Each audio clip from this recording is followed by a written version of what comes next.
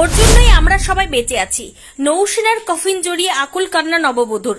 বিয়ের পর মধুচন্দ্রিমায় যাওয়ার কথা ছিল ইউরোপে, কিন্তু ভিসা না হয় শেষ পর্যন্ত ভূস্বর্গ কাশ্মীর। কিন্তু কে জানতো সদ্য বিবাহিত স্ত্রীর সামনে হিন্দু না মুসলিম জিজ্ঞাসা করে গুলি করে স্বামীকে মেরে ফেলবে জঙ্গিরা। বিয়ের পর মধুচন্দ্রিমায় যাওয়ার কথা ছিল ইউরোপে, কিন্তু ভিসা না হয় শেষ পর্যন্ত ভূস্বর্গ কাশ্মীর।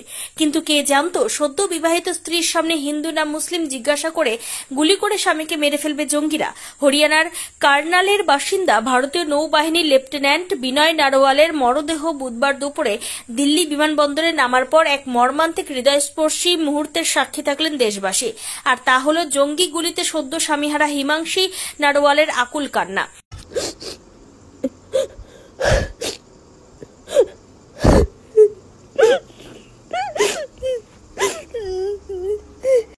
লেফটেন্যান্ট বিনয় নারওয়ালের মরদেহ একটি কফিনে করে বিশেষ বিমানে একটি নয়াদিল্লিতে আনা হয়। তেরঙ্গায় মোড়া কফিনের কাছে হিমাংশীকে ধরে ধরে নিয়ে যাওয়ার পরে কান্নায় আর বাদ মানেনি। কফিনের ওপর যেখানে বিনয় নারওয়ালের সেনা হ্যাট রাখা ছিল সেখানে আছড়ে পড়েন তিনি। চিৎকারে কয়েক মিনিটের জন্য সব শব্দ যেন নির্বাক হয়ে পড়ে। স্বামীকে শেষবারের মতো বিদায় জানাতে গিয়ে চারপাশে শব্দকে চিরে হিমাংশীর কান্না ভেসে ওঠে। তিনি চিৎকার করে বলতে থাকেন, ও ছিল সকলের সেরা মানুষ, ওর আত্মা শান্তি পাক, ও যেখানে থাকুক সেখানে আনন্দে শান্তিতে থাকুক, ওর জন্য রোজ গর্বিত বোধ করব আমরা।